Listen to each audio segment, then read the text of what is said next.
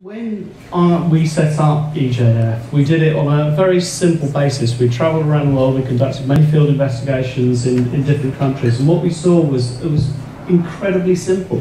When you took away the natural resources, you basically stripped people of their rights at the same time.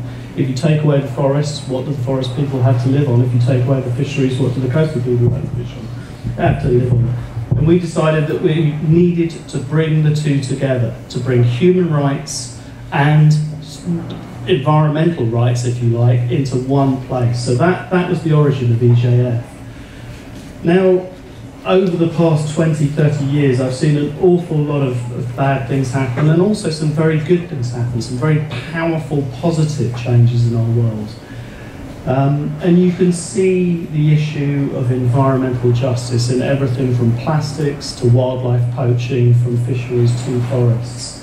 But the thing I think I'm going to talk about tonight is climate change, because nowhere do I see it more clearly written.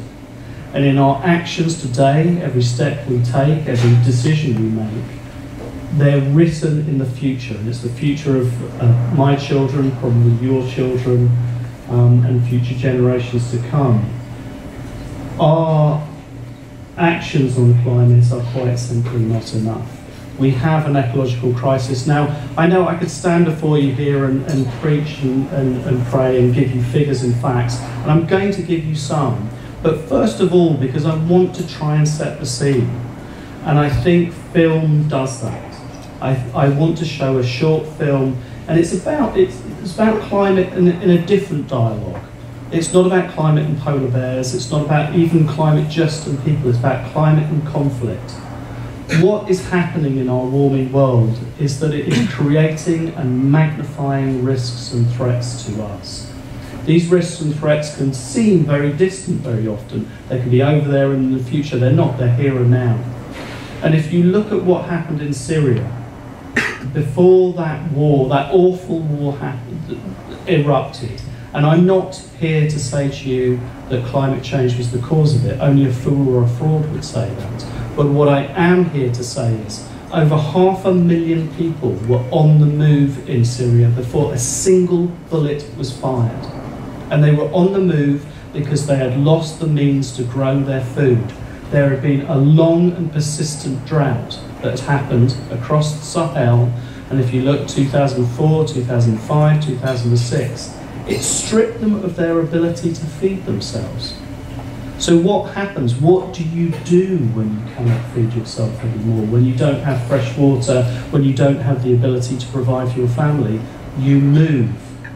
This is happening across the world now in multiple different locations. It can be because of these so-called slow onset events like drought. It can be because of a storm. And I'll say one thing before showing the film. We are not immune here.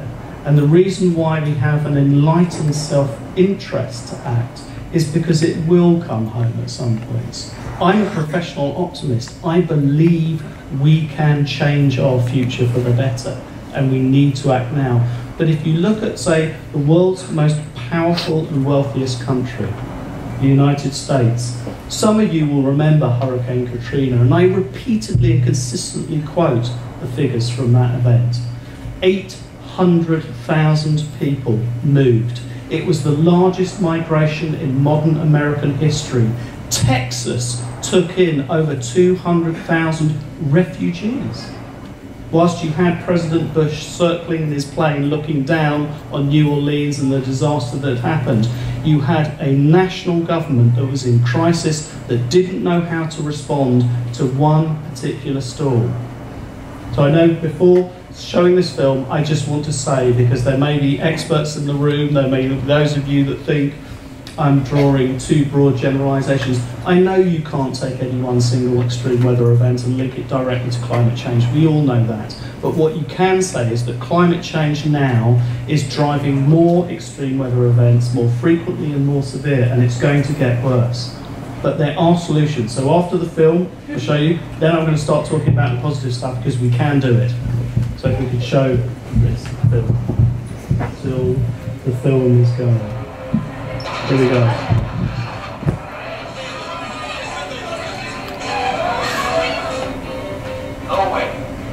not make the Netherlands home. If we want to protect our societies, if we want to stop the criminal trafficking gangs from benefiting as they are, we must stop the boats coming in squads of oil. It's pushing ever deeper into the jungle world.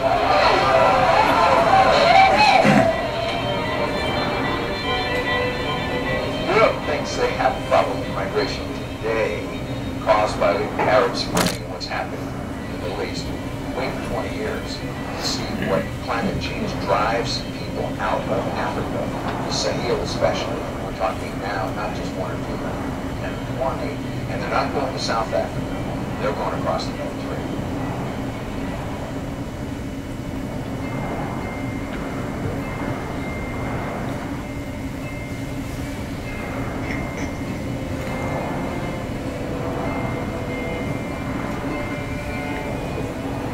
Very simple terms, in the years preceding 2011, which was the year of the Arab uprisings, there have been terrible drought conditions in North Africa and the Levant, and this had particularly hit the Syrians very badly as a precursor, as one of the factors that led to the conditions that made Syria explode.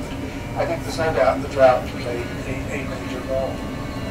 The consequences of the Syrian war, most notably the incredible out-migration of Syrians to neighboring countries and then ultimately to Europe, which has caused the worst crisis in Europe since World War II.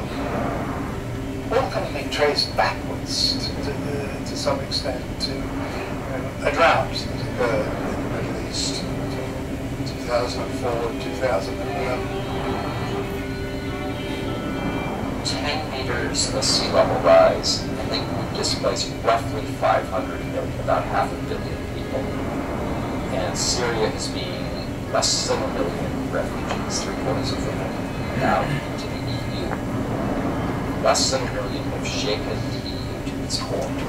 Multiply by 500 and tell me there are not going to be any security issues.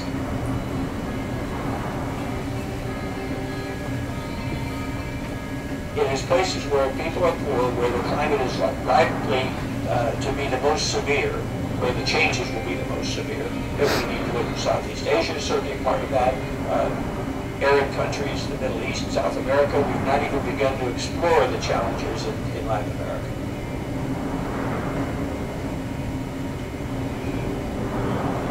Some would equate it to the ship, the battleship that's got the momentum, and if you don't start to stop it now, that momentum is just going to keep it going for quite a while. Even if you start now to stop climate change, we have to start now. What we're talking about here is an existential threat to our civilization. In the long term, in the short term, it carries all sorts of risks as well. And it requires a human response on a scale that has not been achieved before.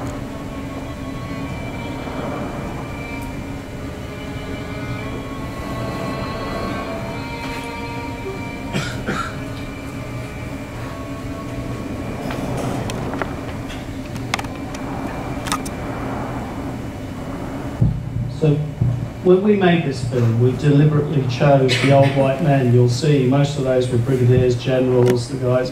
There was a moment in time there, and it was the beginning of the Trump presidency. We thought they were maybe one of the few constituencies that he would actually listen to. As you know, he didn't listen. But we also wanted to make an illustration that I think somebody earlier on talked about being an environmentalist, being an activist, as being out there, as being slightly, you're seen as being kooky, you're not part of the mainstream. You don't get much more traditional sense mainstream than those old white guys. We are all in this together.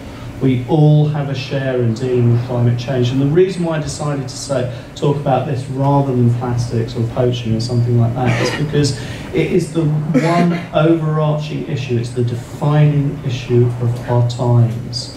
And for me, for a long time I care passionately about polar bears and the other wildlife. It's written in my soul. But what I've seen in country after country, place after place, is the human face of the suffering.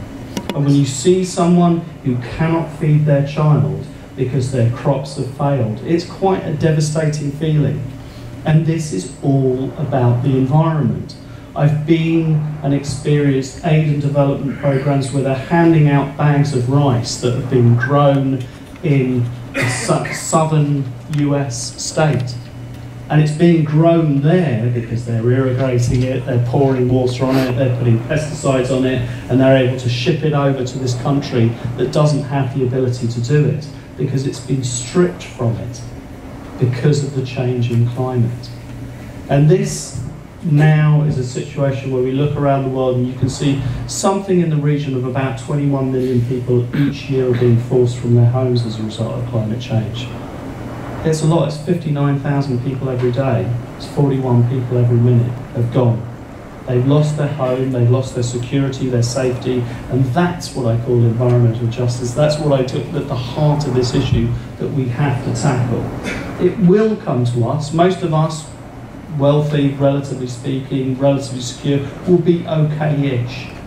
But there will be many, and perhaps the most of the rest of the world, sub-Saharan Africa, huge belts of Asia, that won't be okay. Now here we get to the nub of the issue. If you look historically over time, you can see that the world's wealthiest 10% have contributed more or less 50% of global greenhouse gas emissions. The poorest 50% less than 10%. This is an issue of justice.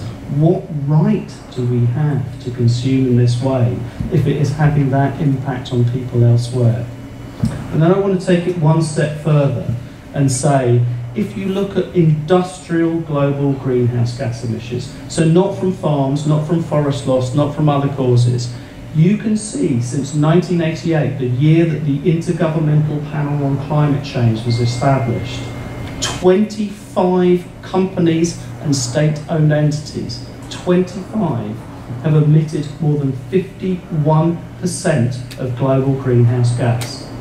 So 25 companies are holding your planet to ransom. Among them are ExxonMobil, Shell, British Petroleum. There is a cause to be had here. We should be demanding change. They've been protected by politicians and administrators. They've been protected by a vast, powerful, fully funded PR machine. And we now need to call this out. We need to take a step. It needs to come from you and me. And that's what I mean when, you know, more is a four-letter word, and it's a really good one when you talk about it as being an activist. We need more. We only have a limited period of time to change our world now. And I stand here honestly wanting to give you simple, direct answers and solutions, because I think solutions are what counts. You know, we've got to be positive. As I say, I'm a professional optimist. I believe we can do this. I really, really do. But you have to start small. It doesn't mean change your whole life. It doesn't mean, you know, stop driving, stop flying, stop doing everything altogether tomorrow and become a vegan and change everything that you do. But it does mean start. And I think it means speak up, speak out, get educated, get involved. It does mean eat less meat. It does mean drive less, fly less. It does mean consume less, as we've been told. It means all those things, and every action you take, I promise you, will add up. And it's the only thing that I've seen in 30 years of history. And I spend an awful lot of my time in a bad suit in front of prime ministers and presidents, ministers, and God knows what. And I tell you, the one thing that counts is people's voices. So I've been told I've got 1 minute. So that's it.